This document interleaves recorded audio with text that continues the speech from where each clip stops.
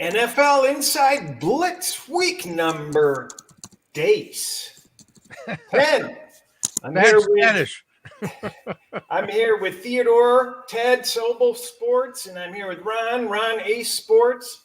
And I do not have a bloody nose yet today, so I'm feeling good. I learned how to use my steamer in my shower, so I got into a nice hot shower. It was Good. And you got an extra case of Kleenex, and you're all set to go. I've got a couple of Kleenexes in case we have a problem again. So no problem. And I've got my beverage, so beautiful, ready to go. All right, let's talk week number 10, guys. The halfway point has reached us.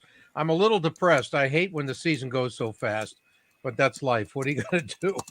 I'm wondering what stands out most to you guys at the halfway point. One of the things that to me is the top and the bottom of the league. You got 9 teams with 2 wins. I mean, that's crazy bad as far as your basement clubs are concerned. And then you got some surprise first place clubs along with Kansas City and Detroit, who are now the elite of the elite. And I didn't say that just because I know Cris wanted to hear that. So your thoughts on the top and the bottom of the league right now? Yeah. For me, there's a clear top 4. There's a complete gap between number 4 and number 5 of at least a field goal or around a field goal. So I have a clear top 4, and there's a bottom 4 to 6, depending on how you view things. But most people know who those bottom teams are. I think some people didn't realize how bottom New Orleans was, but they probably realize it now. So, we know who the bottom teams are. Some of them are still trying. I know that, but their roster, not so good. Yep. And are you rating them the same there, Cris, as far as the tops are concerned as Ron? Who are your top 4 right now, Ron?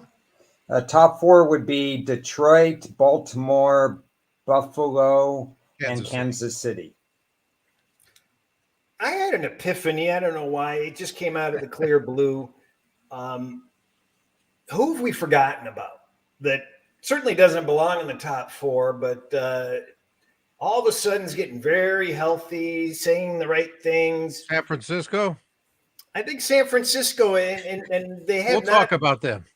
Yeah, I just had an epiphany this morning. I go, you know what? Things are just, Kansas City just has their head down to the grindstone. Detroit's getting all this attention. Baltimore's getting all this attention. Buffalo is more head to the grindstone than that. There's going to be some bumps along the road here, and there's going to be some surprise teams that come out and show some potential. And certainly San Francisco getting healthy, we can't ignore, even though their metrics for this season haven't been very, very good to date. Right. Yeah, they're circled for me. So, yeah, they're in that next group. And they're off their bye week. So a lot of good things can happen off their bye week. Certainly, we'll talk about them and the capability of moving up. Right. We'll talk about them and their matchup pretty soon. And the fact that probably, I don't even know, maybe likely, possibly McCaffrey is back. We're still not sure. Yesterday, the head coach said, Christian is a game time decision publicly. In the house, he didn't say. So obviously, what he did say was if McCaffrey has 3 straight good days without any pain, he's probably going to play. Now, how much he plays is another story. They might bring him back a little slowly, or it's like, okay, throw him in the fire. So that, that's a big question mark right there. But what about the surprises? A couple of the surprise first place clubs with Washington and Arizona. I don't think any of us picked them at this stage of the year. Ron? Okay. Well, Washington, I don't know. I touted them ever since the draft about their culture change and everything, but certainly did not expect it to come across this fast. Right. So they're doing all the right things. And if you want to throw Pittsburgh in the mix too, we knew they're good every time TJ Watt's on the field, but we didn't know they'd stand up against Cincinnati and Baltimore. And for some people, if they'd stand up against Cleveland as well. Well, here's two teams, and Cris and I talked about this very quickly on Tuesday. Two teams you never expected that would be buyers at the trade deadline, and they both were buyers at the trade deadline. Yep. So I was, in anticipation of the question, these first place teams, Arizona, of course, they're in a dogfight, but the other 7, they might have staying power, and at least they're acting like they want to have staying power. Right. And I think Washington has made a little bit of an underground, the kind of thing where most people aren't thinking about their coaching change and how important that has been when you add Dan Quinn and that guy Kingsbury as your offensive coordinator. That it's been a phenomenal combination for what they have and what Jaden Daniels brings to the table. Well, all I know is that when I was going off to Thailand, I was winning a lot more in the NFL, and he went to Thailand, and he's winning more. So it might be something in the water over there. What can you get me a ticket, please? I can use it. You know what? Let's hear from Dan Quinn, who talked about one of the better acquisitions at the trade deadline in Marshawn Lattimore from New Orleans. I think it's just a great pickup for them. It's exactly one of the holes they needed to fill. And he had a little fun when he was asked, were you on board immediately when they said you can acquire Lattimore? Let's hear from him. Yeah, I'd say you had me at hello. This was easy, man. To get and acquire a player of Sean's caliber, the toughness, the physicality, whether it was this month, 6 months, from now, like this is a player that you'd want to be on your team. He stands for the right stuff. He's got an attitude to battle, and we're really pumped to have him here. He's certainly been exposed to a good system, and I'd say I've had the opportunity to coach against him as well. And not everybody can go and match on the different players in different spots, left side, right side, in the slot, and doing that. And so you got to be a smart guy to be able to do that. And he's shown over the course of his career the ability to move inside and outside and staying connected to receivers, John. That's really the name of the game. And he's able to play it tight. He's a good tackler. So, yeah, we're pumped we got him, man. How will you manage sort of his health at this point? And at what point do you think you'll start to really involve him in practice and kind of get him ready for game time? Yeah, that's the assessment that will be here today. So today was our first time, having him be here, and he'll visit, with the training staff and really get an assessment for where he was, just leaving New Orleans and then transitioning into it here. So that's the onboarding process that you're speaking of.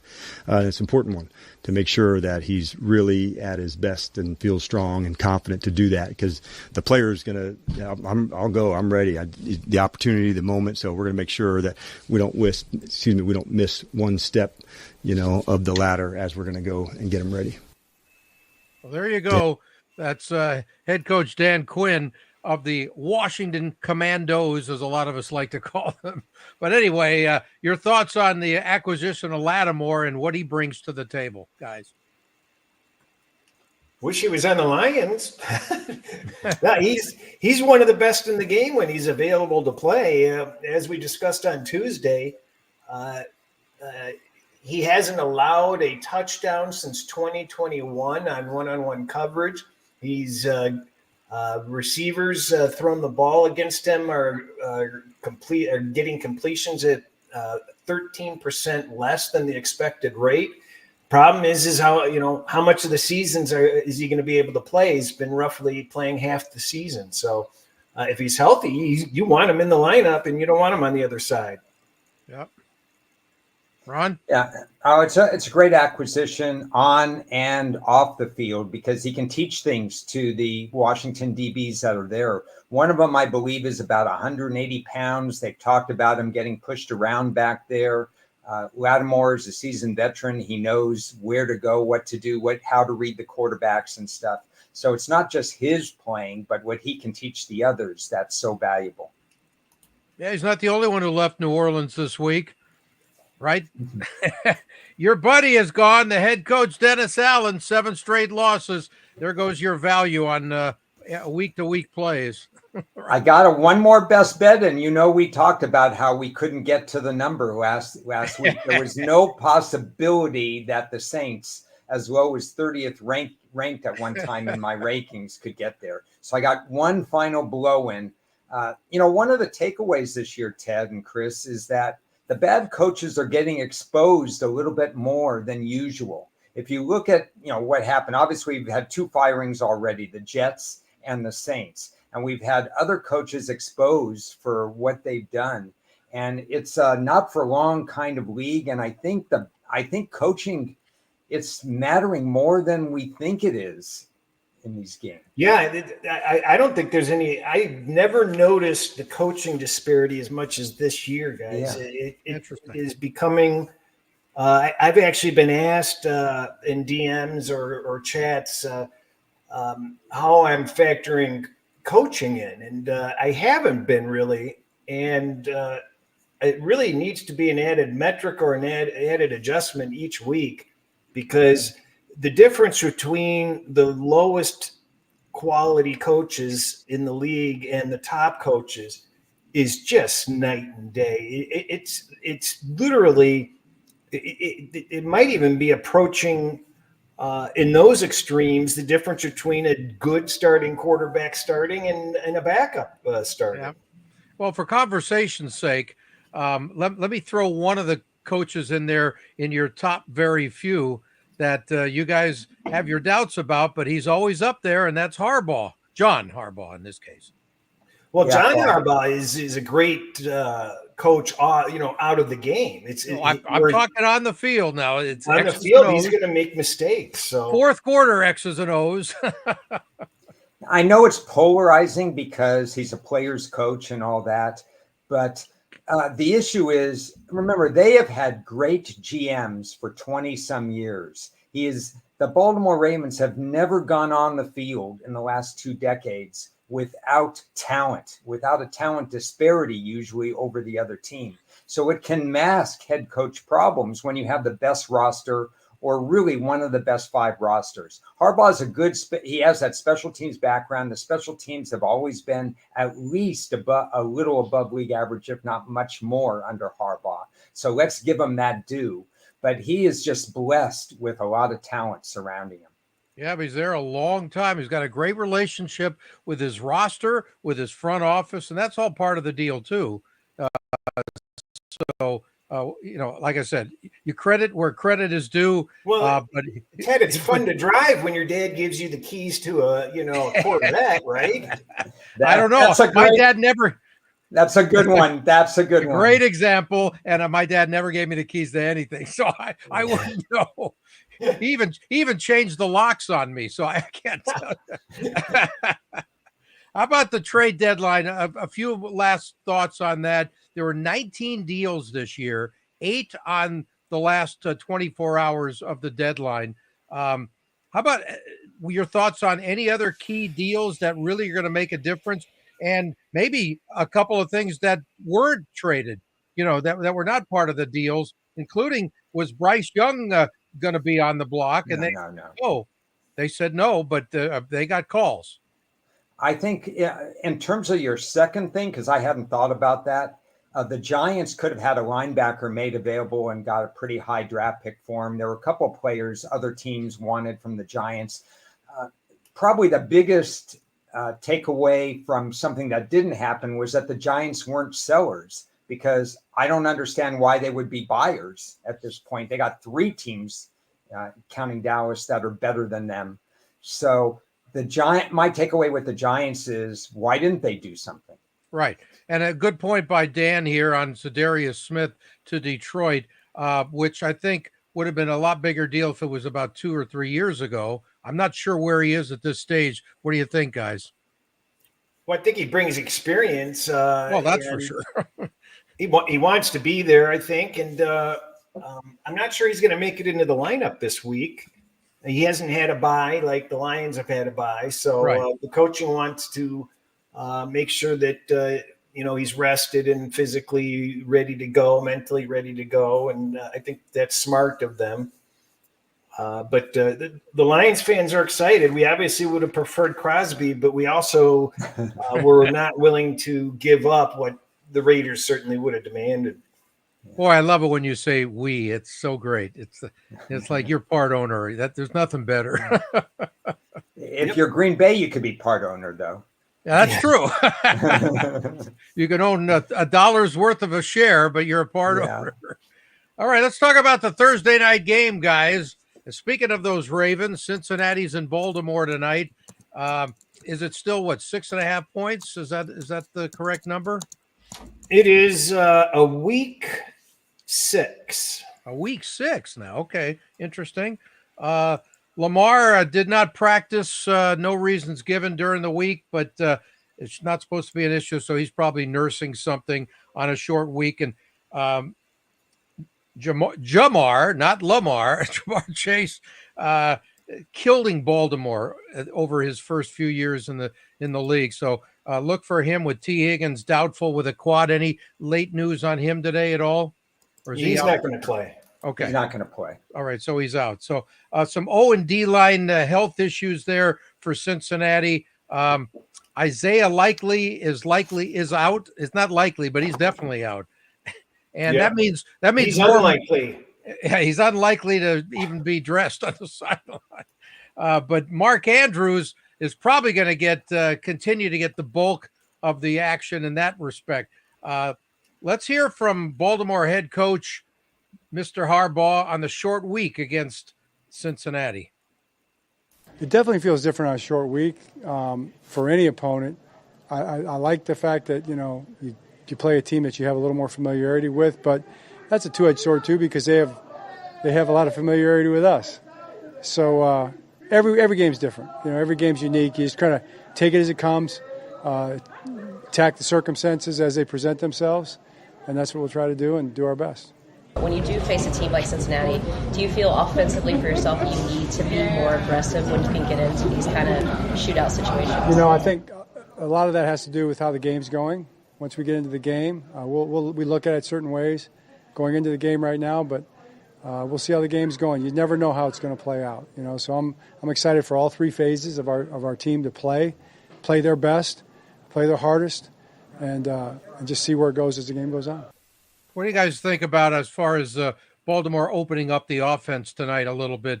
Could it be a wide open type of shootout or on a short week? Keep it simple. Are you going to open it up from over 7 yards per play for the season? What have they been holding back? Yeah, exactly. But you know what I mean? Yeah, go ahead.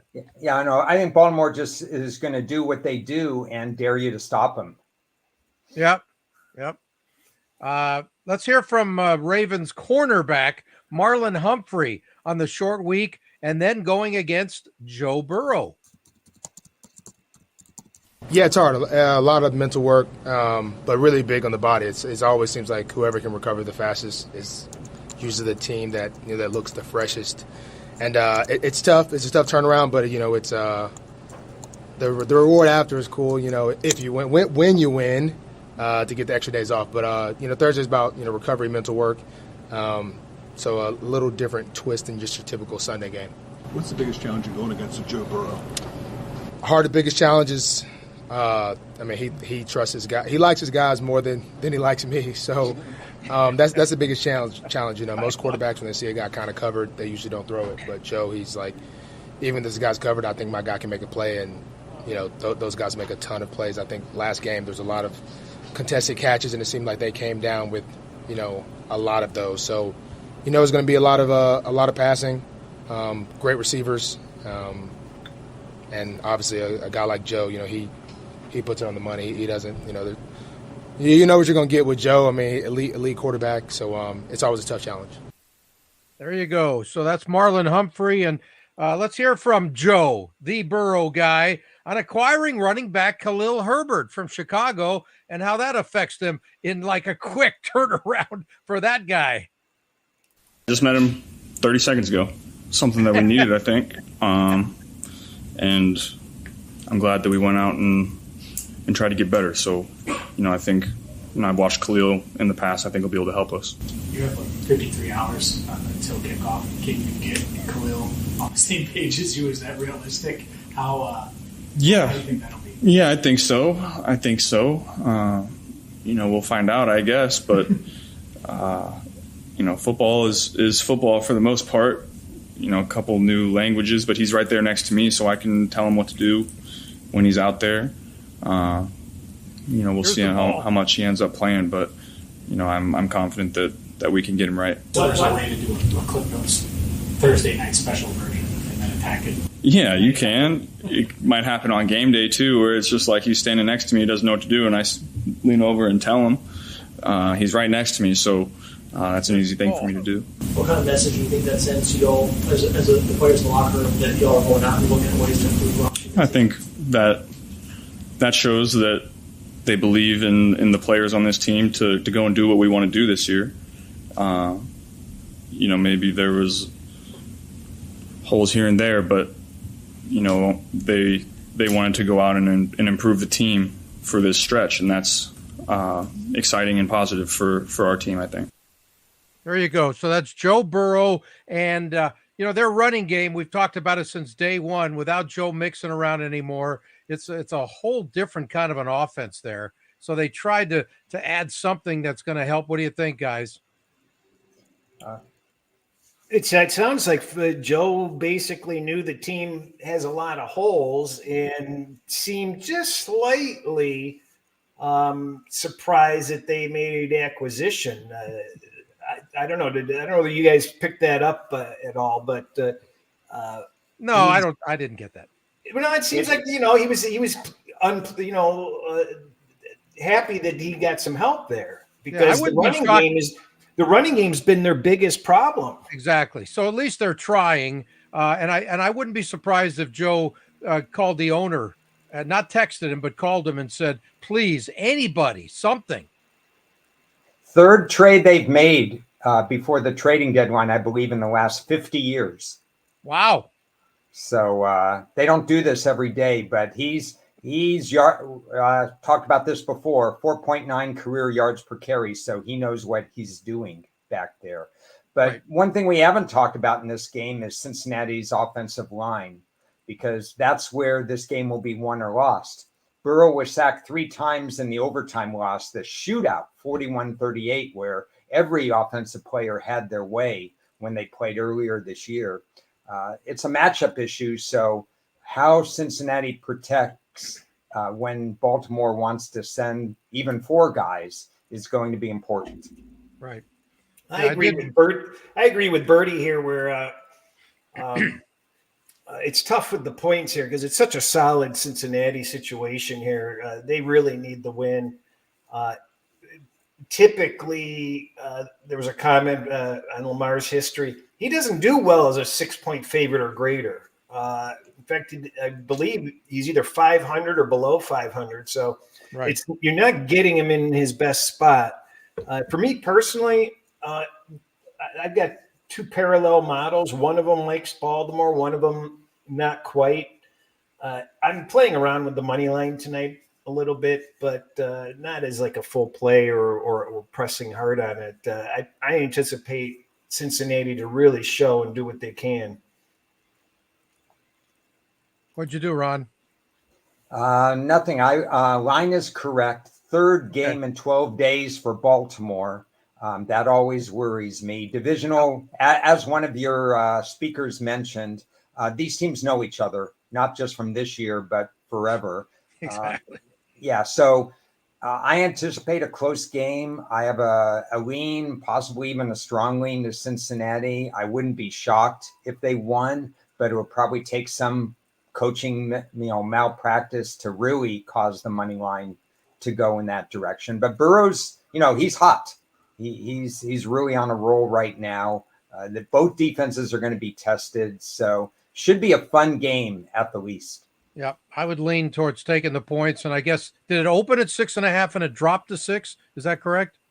It opened at bookmaker at 6. I think Baltimore's going to get some play here. Really? I think the people that haven't bet Cincinnati that are wise, are waiting because Baltimore is going to inch up a little bit, I think. Okay. And then I think you're going to see 6.5s pop up. Certainly would never see a 7, but if you're a Cincy backer, you might see a 6.5. Okay. Yeah, toggle back and forth, I think. You could even see an experiment with 5.5 if certain key sharps get involved. There's a 5.5 out there in the market right now. Really? Okay. Yeah. Interesting. All right. We're going to spend about 12 seconds on Germany. That's way too much time. Oh, wait, but wait a minute. We do have but we do have to mention that it's really not fair to German football fans to put this match up and charge them for this game. I think we'd rather see Bayern Munich play here than they want to see those two teams play there. What the hell is the NFL doing if they want to promote their damn league?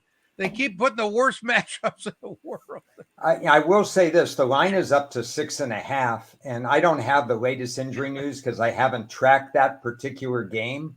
But that line is incorrect according to my numbers. It should never be that high. What should it be? Should be 3. Wow. Okay, so are you going to do something because of value? I'm torn because I have the Giants -1 from an August play, and I really wanted to let it ride. But and you haven't talked about the Giants since August, which is a good move. It's not like the Giants have excelled since August and they moved from 1 to 6. Right. So explain that to me. Okay. Well, I can't. I've covered the NFL. I've bet on the NFL for 40 years, and you're going to have to explain this move from 1 to 6 to me. No, thanks. We're done. More than 12 seconds. Thank you. Let's go to the Rookie Bowl between Drake May and Caleb Williams.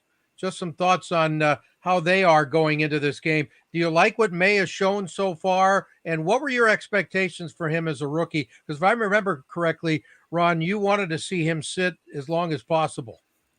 Oh, absolutely. With the rebuilding team with 2 offensive linemen, they still haven't entered the starting lineup for New England from the beginning of the year, new staff and whatever. You don't want rookie quarterbacks to have such bad habits that it's going to cost them down the road. And Drake May had 2 full years, which is still not quite enough in college, threw a lot of interceptions. I think he's efficient with his legs. He can get out of trouble. He can run when necessary. He did that at North Carolina. He's done that a little bit at New England.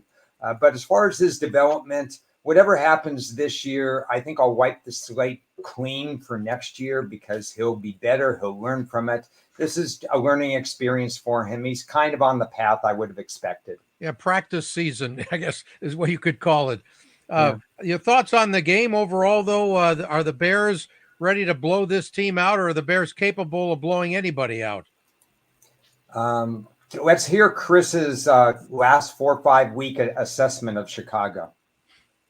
Let's look that up. Okay. Let's By the put way, him to work. Caleb's 4-0 with 7 TDs and 1 pick at home this year. Chris Hunter, you may be right. Chicago's got a problem at the head coach position, and if they finish 4th in the league, he's probably out of a job. Right. Yeah, but I don't think during the season, though. If it gets embarrassed. Maybe. Well, it'll be embarrassing if he loses this one. That's for sure. But Chicago's defense has been good. Allowed the fewest pass TDs this year so far at 5 through week 9. That's pretty impressive stuff right there. I can't pull it up. I'm sorry. You can't pull it up? Well, that was a good try. I'm having a graphics problem on that page, and I don't. There's something goofy. But do we know whether Sweat's playing this week? I do not know. I don't either. He didn't play last week. I think he makes a little bit of a difference there. I just don't like. I don't like the attitude. If you have to discuss if you've lost the locker room, you've lost the locker room. So, with that in mind, it is a home game, and I mean, where's the optimism with this team? They've got an impossible schedule ahead of them.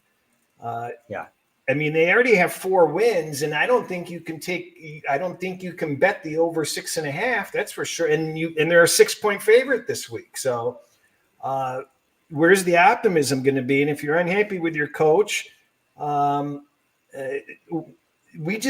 don't trust the effort that we're going to get.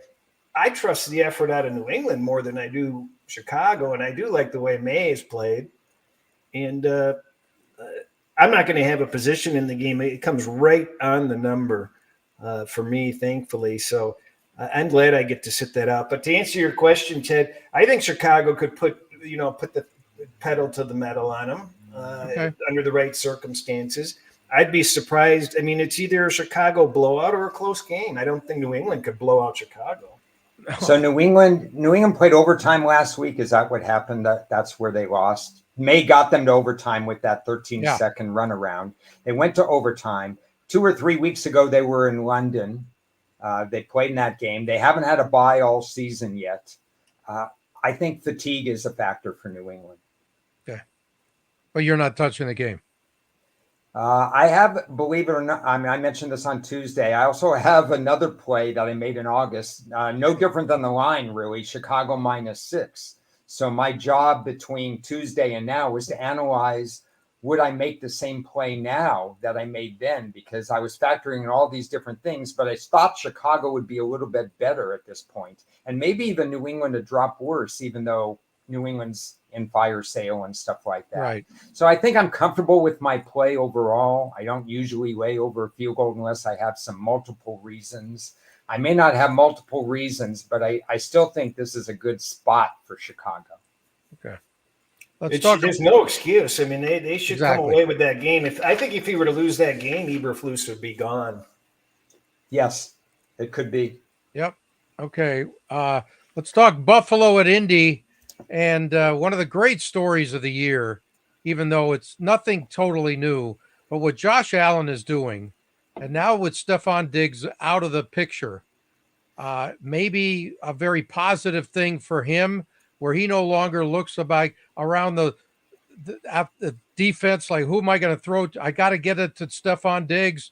He doesn't have to do that anymore. He's got to get it to whoever's open, and he's finding them, and he's not throwing picks. And they are 7-0 when his passer rating is above 95. That is just impressive stuff. And he looks like he could do anything. It doesn't matter who's on his offense. Yeah, they're trusting the run game a little more, and he's not running as much, putting himself in harm's way. So I don't think they faced a lot of adversity yet this year. Maybe a little bit last week, a little resistance against Miami, but in the end, they got the job done. So I want to see how he reacts more under adversity, whether he goes back to his old habits. But right now, Buffalo's feeling pretty good about the division and about themselves. It's a tough spot because we've got the sandwich situation where they play Kansas City next week. And I don't know if you follow football, you kind of know that they have a little bit of a history. So I think that's going to be on their minds a little bit. Indianapolis off what I consider a pretty poor showing against Minnesota. You're going to have to think that maybe they're going to put out a much better effort this week against Buffalo. And Buffalo was taken to the wall last week against Miami. So as Ron alluded to, here come the tests for Buffalo because they've had some weak competition on and off. I do remember that Indianapolis has had the worst defense over the last 5 weeks. We already knew they had a soft defense going into that 5 weeks. So that's pretty scary.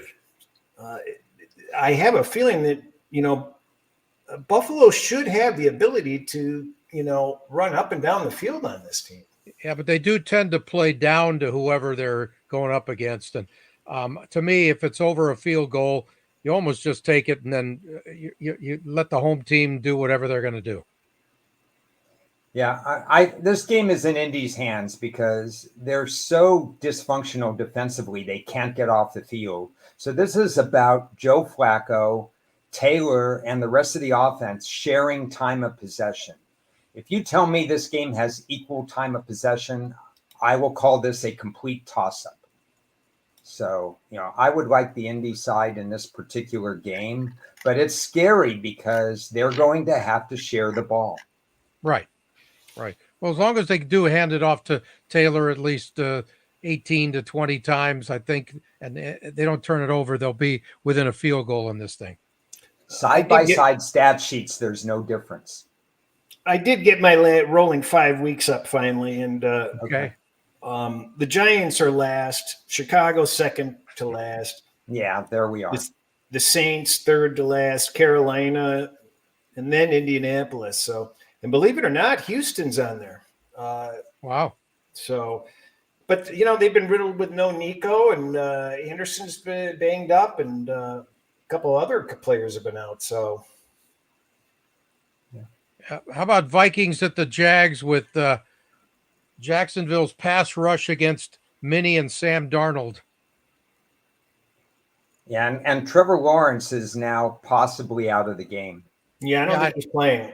Oh, is that okay? That's the latest. I know he limited in practice because of upper body stuff. CJ Beathard is brought in. Yeah. The late, great CJ Beathard. See, if you read the tea leaves, when he was brought in off the practice squad of a different team, things were starting to add up. And now you're looking at the line has shot up from 4 to 7. Okay. So when did they officially announce that Trevor's out? You get the designations at 1 o'clock our time, West Coast time tomorrow. No, but I thought maybe they already said it or something. You said he's out for sure. No, they're under no obligation to say anything right now. But it's been indicated that he's doubtful. Okay. All right. So, so it's gone to what, from 4 to 7? Yeah. Wow, that's a huge. Is he worth 3 points, or is it just the backup is not worth the difference? I think there's a combination of stuff, and there was a question very early in the chat, and obviously thanks to everybody who watches and listens and our regulars and stuff, who's quit. And Jacksonville, until Philly let Jacksonville back in the game last week, Jacksonville was probably number 1 on the quit list last week. Yeah, I don't know. I think Jacksonville would have been left for dead. If Philly hadn't let him back into the game. So I don't know what to make out of this Jacksonville at this point. I'm not as high on Minnesota after the way they played over recent weeks, even though they're still trending okay the last 5 weeks. It's all about turnovers with them. If Sam Darnold plays clean, they're going to be in every game. If he has one of those stupid turning it over 3 times, they're not going to win. So I think it's not just that simple, but that's the key. Root for a 5 or 6 point win. Okay. I don't think you can trust him to, run a 2-minute offense, under pressure. That's the problem. He's been pretty good, though. He's been pretty good. He hasn't been faced, like Cris said, he hasn't been faced with much of that at the end of the game yet. Absolutely. Well, speaking of quit, I just quit on that game. Let's talk about Denver at Kansas City. The Chiefs have won 14 straight overall, 8 in a row, and trailing in the second half, the longest streak in NFL history. That is just spectacular stuff. Referee moment for this. I'm curious to get you guys' reaction. We all saw, as usual, Taylor, his name Jawan Taylor, I believe, the tackle for Kansas City. He's always plays a little bit off the line of scrimmage, and then he drops back into sets. We knew he was clearly moved before the snap in the Kansas City game, but it's not the first time. He's done it 7-8 times a season. I think all eyes are going to be on him in this game. And just as an aside, Denver has 31 defensive sacks this year. So that's a matchup to watch. Yep. Are you surprised at Denver's defense at this stage that they're as good as they are? No. Okay. Well, no, because they haven't played we just saw their first appearance against a quality offense. So yeah, that's true. We got to see more out of them. I think that, this is a look-ahead game for Kansas City also. They're on a short week. They're looking ahead to Buffalo. we know that that's not going to cost them because they're experienced and stuff. But Denver's going to be coming in off a loss, and they're going to be bearing down hard. And Kansas City has no need to win by margin ever. So that's a lot of points to give Denver. Yeah. Yeah. For me, I mentioned it and I backed it up with a play, but Denver's offensive style against Baltimore didn't match. They just didn't match up against this. It actually matches up much better against Kansas City. I do expect a tighter game. Yeah, Bo Nix's 5 wins, the most for any rookie quarterback in Denver history. Wouldn't expect to see 6 this week, but why not keep it reasonably close? Why not? Well, he's improving week to week also, yeah. It seems. So going against a pretty good defensive coordinator in this game, though, that'll be a nice matchup to watch for, to see if they can really play with him, his head a little bit. Yeah. Don't forget, Denver can run the ball as well, too. I know Kansas City's been shockingly tough against the run this year, especially from my preseason expectations. But again, I think Denver can do some things to make this one interesting. Okay, let's go to the NFC South for the new look New Orleans Saints, which doesn't necessarily mean good. They just have a new regime here temporarily with the Falcons coming into town, and Atlanta 4-0 in the division already, and are really in a great spot in that department. Well, as I mentioned on the show yesterday, I entered a 12-step program after Sunday, and I've been through my New Orleans Saints addiction, and I'm just trying to do the steps and do the work, and I'm just trying to stay off of it. It's tough, though. We're behind you all the way, Cris, to make sure that you can get there. I don't know. We tried to lay out a Carolina plan for you last week, but it didn't work. This is study hall time for me, and I haven't done it, so I don't have much to add on this game. I really need to hear everything the interim coach is going to say. Is he going to change anything on defense? Is he going to use Taysom Hill? Does he know Taysom Hill is on the team? Stuff like that. Chris Olave, I don't know if he's clear. To me, I don't think Olave's not playing. No, Olave's not playing. And to me, if I'm the interim coach, or if I'm the guy pretending to be the interim coach, I give the ball, however you get him the ball, give it to Kamara and see what happens. I try to play Taysom Hill does more in the pass game than Kamara does. Kamara can catch 10 passes for 50 yards. No, I know that, but he's got to touch the ball, is what I'm saying. They got to use him a lot in this game. Yeah, I don't know. I know Carr was quoted yesterday as saying he didn't remember working so hard on so many plays. I believe that everything coming out of there is positive. Really? Okay. All right. So what is it? 3.5 points? Trending toward 4. Okay. Yeah. So do you take the 4 at home, or you just say I have zero interest? Again, study hall for me. I have to know going in. I have to feel some confidence that this guy who has special teams experience is going to push some of the right buttons. So I'm not ready to act. I'm not going to take Atlanta over 3. Not in this series, which is so dog heavy historically. The question is, do I pull the trigger on New Orleans? And if I do, I won't tell Cris, because I don't want him to fall back and to go back into rehab. Yeah. Cris, do you have are all your drinks still in the closet on this game? You're not going to touch any of those bottles? All my bullets to bet the Saints? Yeah. I earmuffs.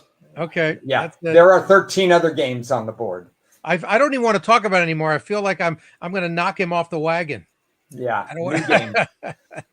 If I ever quit drinking, you'd invite me out to the bar. San Francisco at Tampa Bay. It's the return, maybe, possibly, who knows, of Christian McCaffrey. Playing time is TBD, assuming he does play.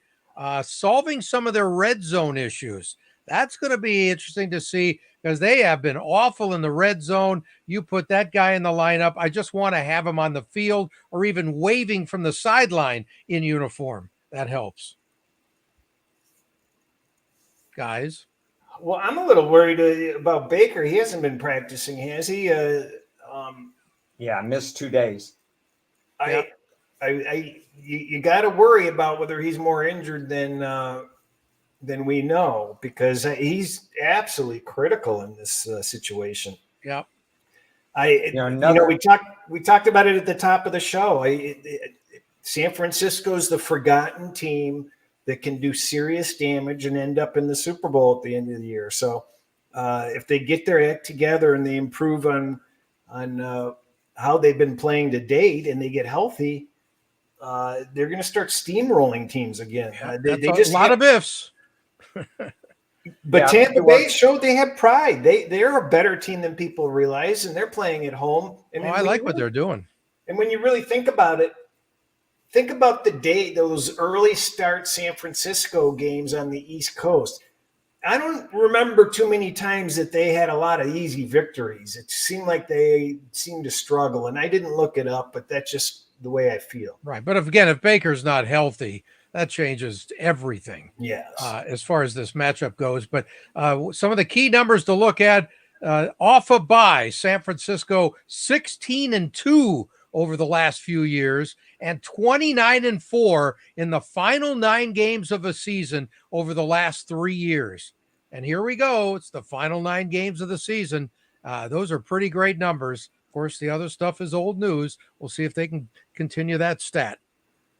It's a shame the NFL does this, and I've said it so many times. They're doing it at a record pace this year. You got Tampa off Monday Night Football and San Francisco off a bye. How fair is that? Then you have cluster injuries at wide receiver for Tampa. And even with that, Baker Mayfield had this team in a position to win each of the last 2 games. I'm looking at I have a circled power number because they're not even close to being at full strength. But I think Tampa has outplayed Atlanta a little bit this year, even though my power ratings may not reflect it. They're just a victim of circumstance. I mean, Baker's throwing a guys named Tipton and other people, that I've never even heard of. So Baker's doing the best he can. He'll probably play because that's his mentality. But boy, is it tough to play against a rested team, 2 weeks healthy, like Cris said. Yeah, also coming back for San Francisco, Jawan Jennings and the kicker Moody. So that's a little combination of a little bit of everything getting healthy, right? Yeah. Okay. Any other last thoughts on that one? Nope. Okay. Steelers at the Commanders. Pittsburgh doing the job with Russell Wilson in the lineup. He is 11-2 against rookie QBs, and the last time I checked, Jaden Daniels is still a rookie, although he's playing like he's a 4-year veteran. And I love everything Jaden Daniels is doing, what he stands for, how he acts on the field, how he deals with situations. And that has nothing to do with his Hail Mary. He's just been great. So, question for Cris. How do you feel about the line movement where it's ticking to a very, very I haven't really seen the 3s, but I've seen 2.5 with an awful lot of juice. Do you read into the line movement for Washington at all?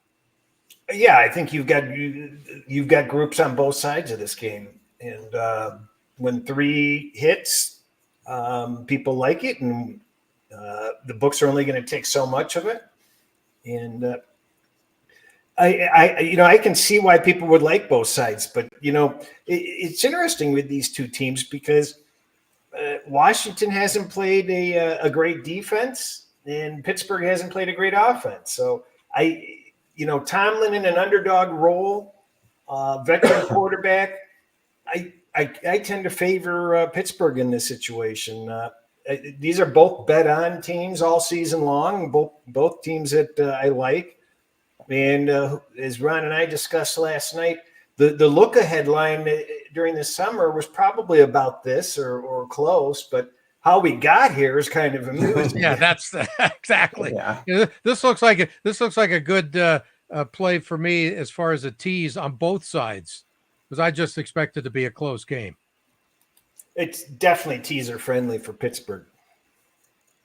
Yeah, I will say this is a fascinating game and one that I hope even the LA audience will get to see without any of the LA teams playing in the morning. It would be nice to get a fascinating morning game to watch, and this would be the one I would most want to watch. It's going to be some kind of style that we're going to see, much like Cris said, how does Pitt handle that kind of quarterback? And Tomlin made some comments about it during the week saying that, yeah, that's a challenge. And then how does Washington, because teams haven't really attacked Washington the way they should. Pittsburgh's going to, move right at him and do some things with him. Good time to have Lattimore. I don't know how long he's going to play, right? But maybe some of the 50-50 balls that are 70-30 when they're thrown to George Pickens aren't 70-30 if Lattimore's in the mix. Right. And it's also, you talked about the watching the coaches this season more than ever. I mean, what is that Washington coaching staff going to do specifically offensively against the Pittsburgh D? How are they going to maneuver with a rookie quarterback as well as they've played? They're going against an experienced defense that look out for Watt. He's coming after him. Whether he ever touches him is a whole different ballgame. Has Pittsburgh played a mobile quarterback this season? Good question. All right, let's research that while you guys go ahead. Okay. I want to just see what they have in store for the Pittsburgh D with Daniels running around and doing whatever he needs to do to get enough first downs in this ball game. Keep it clean, boys. I just feel that Pittsburgh will be up for the task. It's they should be. This is the type of game that Pittsburgh wins, when they're the underdog. So this is a huge, giant step for Washington. It's a much larger step for Washington's growth than Pittsburgh's growth. Pittsburgh's a playoff team, and Washington was a nobody. So this is like an allowance horse in thoroughbred racing moving up to stakes and see how that horse does. Exactly. Interesting answer to your question, Cris. I mean, really interesting. They played Richardson of Indianapolis, who was in the game for like 8 minutes before he got hurt. And Richardson had 3 carries for 24 yards. The only other mobile quarterback they played was last week, Daniel Jones, who's better with his legs sometimes than his arm. And Daniel Jones had 54 yards running against Pittsburgh. So, there may be a problem in this that they may have to go ahead and get extra personnel involved because everybody else has been more or less a pocket passer or a statue quarterback. Yeah. All right. We've covered that ball game clearly. I want to now mention one of the great stats of the year that I haven't heard hardly anybody mention at all. Justin Herbert, no interceptions in the last 6 games. What a difference that makes as the Chargers are home to those great Tennessee Titans, guys. Mm-hmm. When the Chargers win, it's going to say, oh, but they didn't look so good. They just did whatever. They beat down a bad team. And when the Chargers lose, it's going to be the same thing. Oh, they couldn't get their offense going. Herbert kept going. This is John Harbaugh. This is the way he plays. He's got an opponent that he's probably going to beat up again because it's Tennessee. It's what he did. I mentioned this 2 days ago. Cris knows this more than anybody. Harbaugh didn't lose to teams that he wasn't supposed to lose to when he was in Michigan. And he's probably not going to lose to someone he's supposed to beat again here in Tennessee. Yeah, you're basically saying he's going to be Andy Reid-esque. Doesn't care how much they win by, be fundamentally sound, control the line of scrimmage, control the pace of play, and win ugly. Yeah, unfortunately, it does matter how much he wins by if you lay the 7.5. So that's tough to do with this team because they don't win easy very often.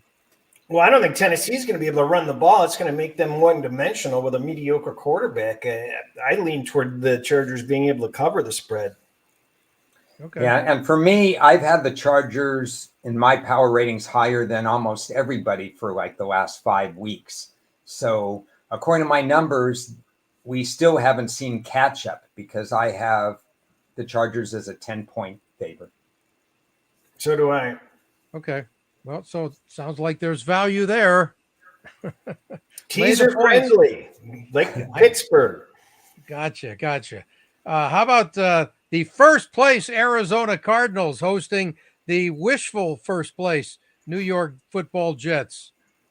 Yeah, so for me, the Arizona game last week against Chicago was one I had no idea what would happen. And probably my biggest surprise that the margin of victory was Arizona by 20. And I would say the same thing here. I have the Jets higher power rated than Arizona. I have the line at Pick'em, so there's nothing. I don't know what's going to happen, so have fun. Yeah, exactly. This has been one-way action. It opened at 2.5 at Bookmaker, and now it's flipped to the Jets minus 1.5. Wow. They opened Arizona 2.5? Yeah. Wow. And that's a mighty move. So why do you think? Because people think the Jets are going to win. Okay. Who would you rather have this week, Kyler Murray or Aaron? Good question. Well, I mean, it depends on who you're going against, and Aaron Rodgers should have a very high percentage in this game. Yeah, we've heard that a few times. Pittman is not practicing for Indianapolis again. Okay, thank you for that.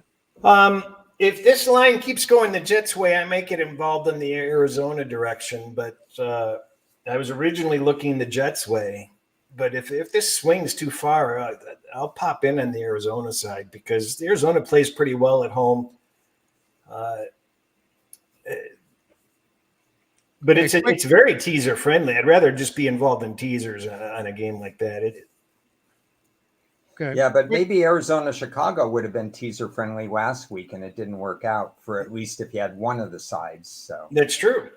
But that was a surprise. I did not expect that to be a 20-point game, and I really don't have any idea. I have no data to back up my slightest of leans with the Jets, which is kind of maybe what Cris was talking about too. I do not see myself getting involved in this game. I think this is a huge game for Arizona. I don't know what they're going to do the rest of the year, but they got a pretty easy schedule the second half of the season. So they win this game. Now they're still atop the division with a stretch where they could pull out several more wins. So I think this is a huge game for them.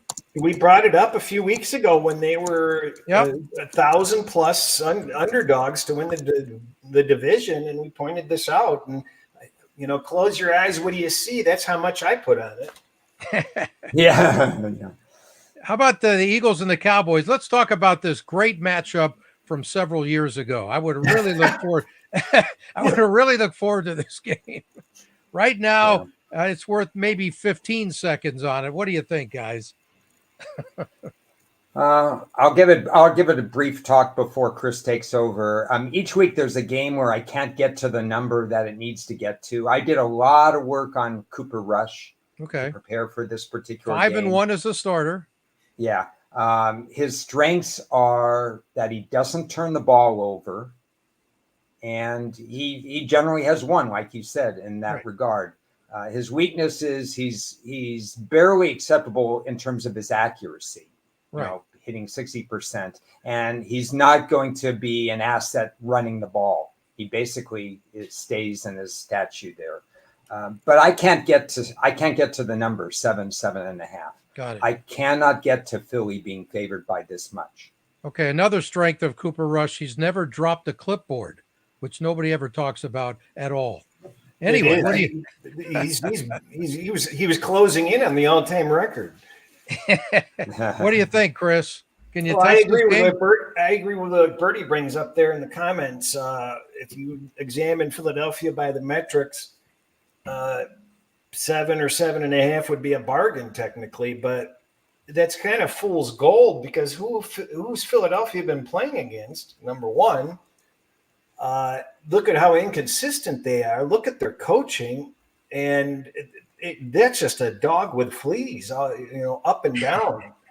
I mean, Cooper Rush didn't lose a game when he quarterbacked Dallas last year when Dak was out. So He's been there. You're not facing a typical backup quarterback. I think that they've. I'm not sure what did this line open.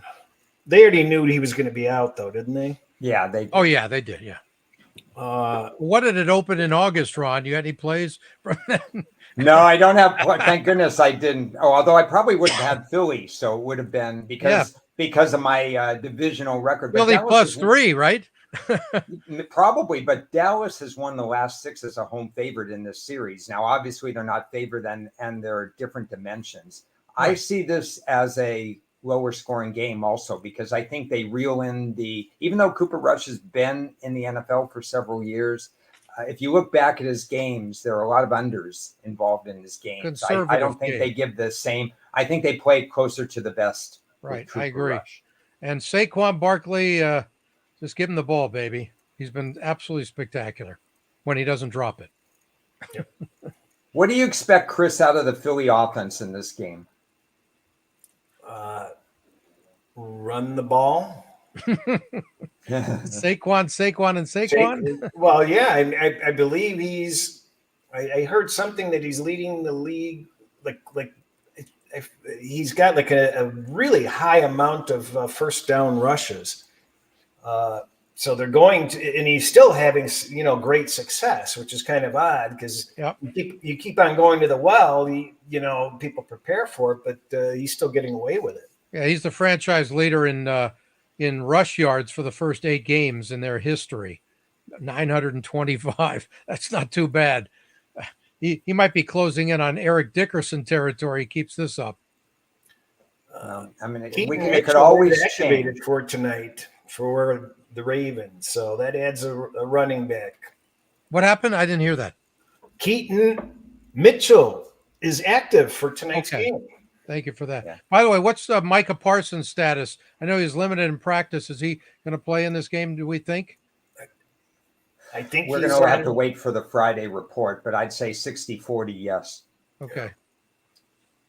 Should he have been traded this week? No. You got to build your franchise around. I mean, would you trade Watt? Would you trade? No, I don't think he's Cleveland's linebacker. I don't think he's Watt. I don't think he's anywhere close to Watt. He wasn't having a great season before. I'm just saying you trade him before he asks for $1 gazillion and get draft picks that you need. Who's your second best player on Dallas in the front 7? Well, it's not him. It's not close to him. I know that. Yeah. I don't think he's Watt though. I just think I'm saying for that team. No, I know. I get it. Taking out the one that holds the map up on the wall, and if you take that pin out, then the map falls down. Yeah, well, the map has been pretty loose anyway. Yeah.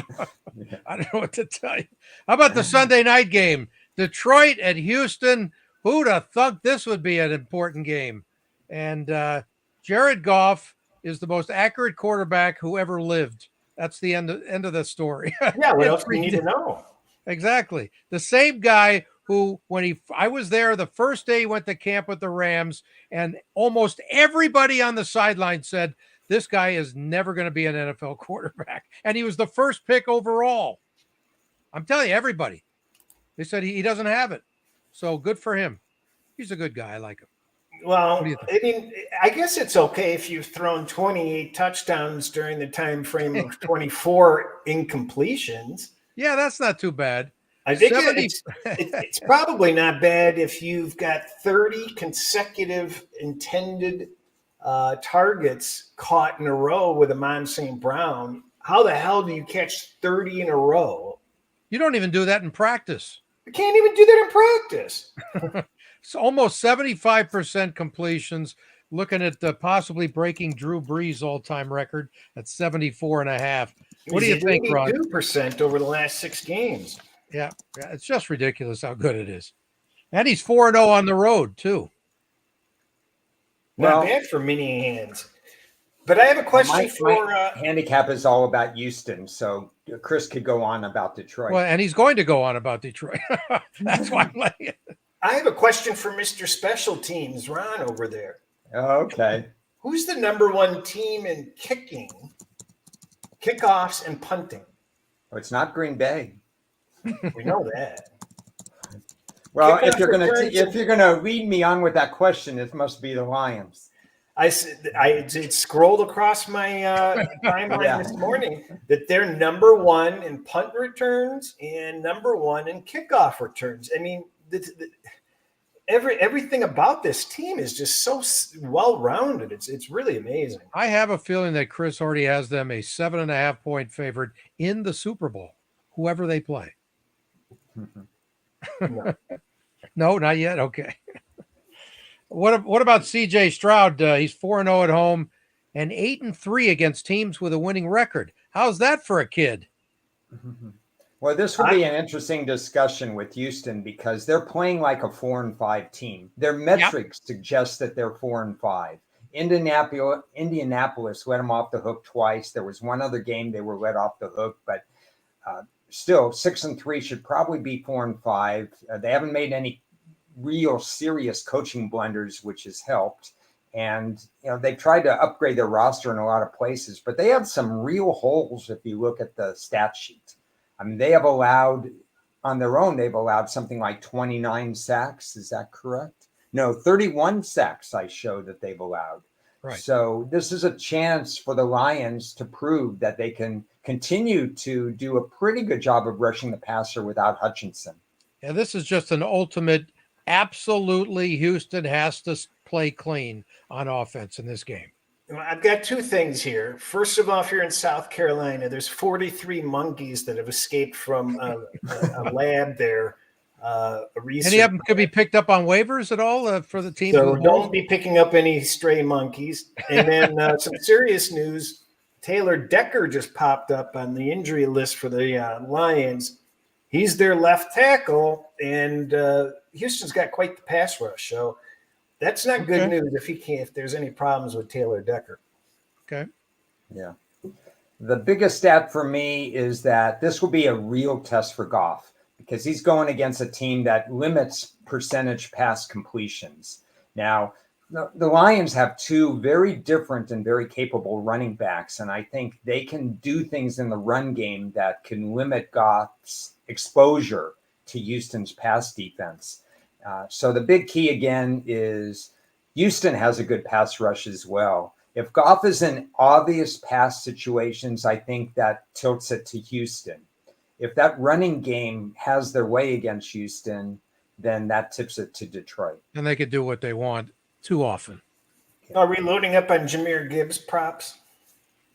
What did I say on props in that game? No, because I try to look under more than over. I do think that there'll be a couple of Lions wide receivers that will underperform in this game, primarily because I don't think Goff will have as many completions in this game. Either A, because the run game works so well, or B, because Houston's pass D limits it. Yeah, that's all an easy one to answer. If Amon-Ra underperforms, it means he only catches 34 straight in this one. No, but if you look at secondary receivers like Raymond or Patrick, those are the guys that are probably not going to get open as easily. Well, we've got Jameson back in the lineup tonight too. Yeah, which is another reason to fade the secondary guys. Yeah. Yeah, good, nice matchup.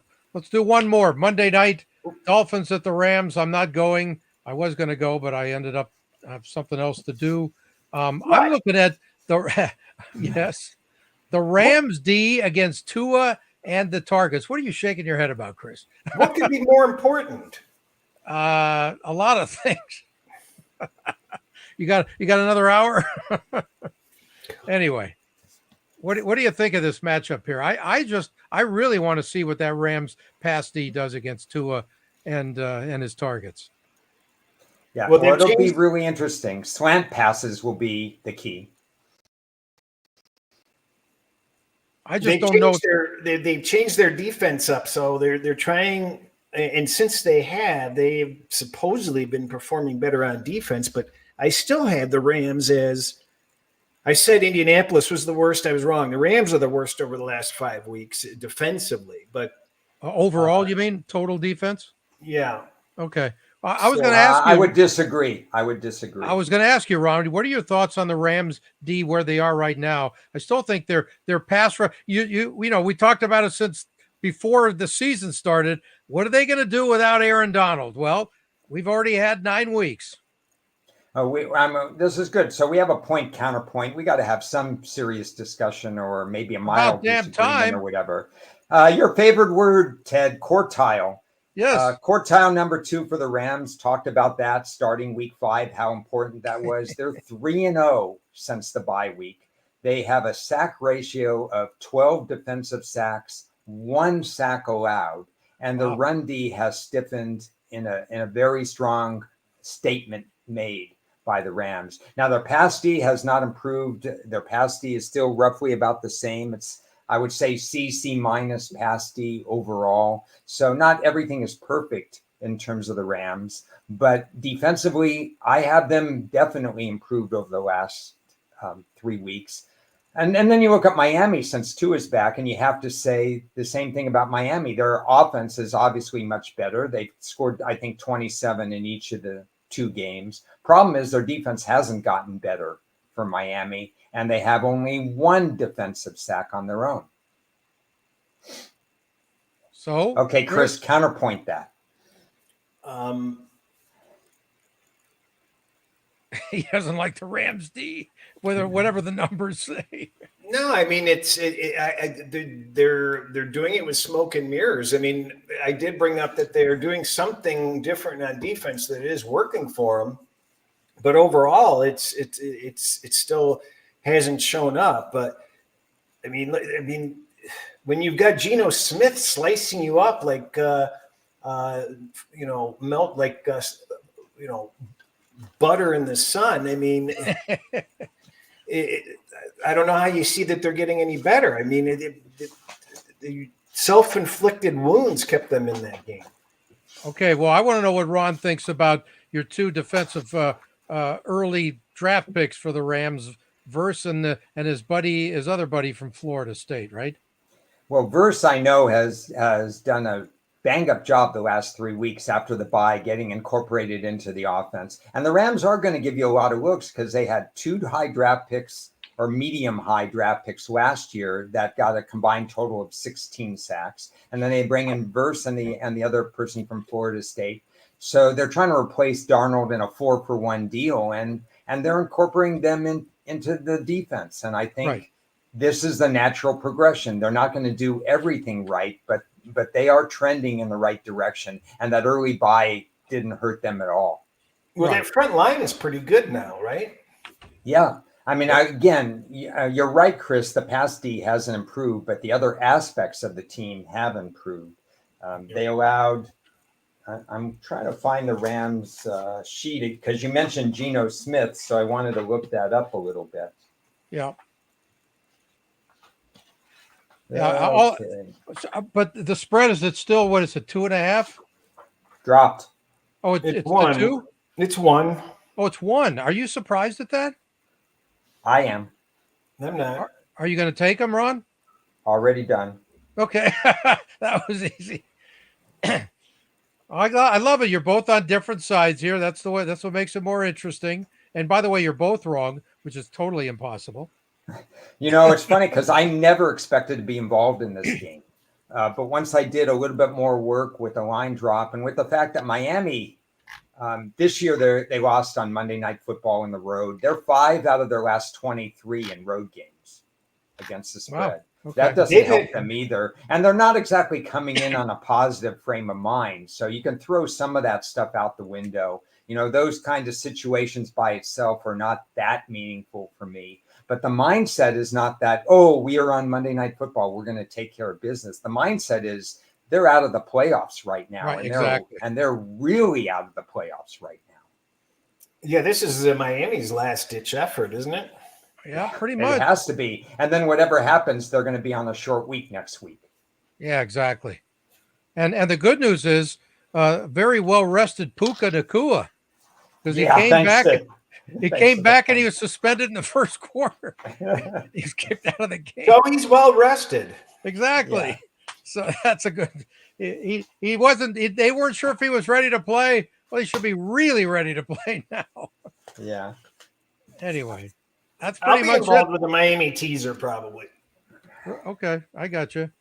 There's value though that the way that line dropped. I'm a little surprised. Yeah, I mean, the Rams are vulnerable to Tua and to Waddle and to Tyreek. And well, that's why I mentioned that's the that's matchup where to they're going watch. to have to do the job. And it's another one of these bounce back wide receiver situations that are something like 5-0 so far this year. Waddle caught 2 passes last week. Ted, how many yards did he gain? Waddle? I didn't see. I don't know. Okay. 2. What's south of 0? -4. -4 on 2 catches? Yeah. That's not easy. Yeah, I think one of them was the runaround at the end of the game. But, Yeah, okay.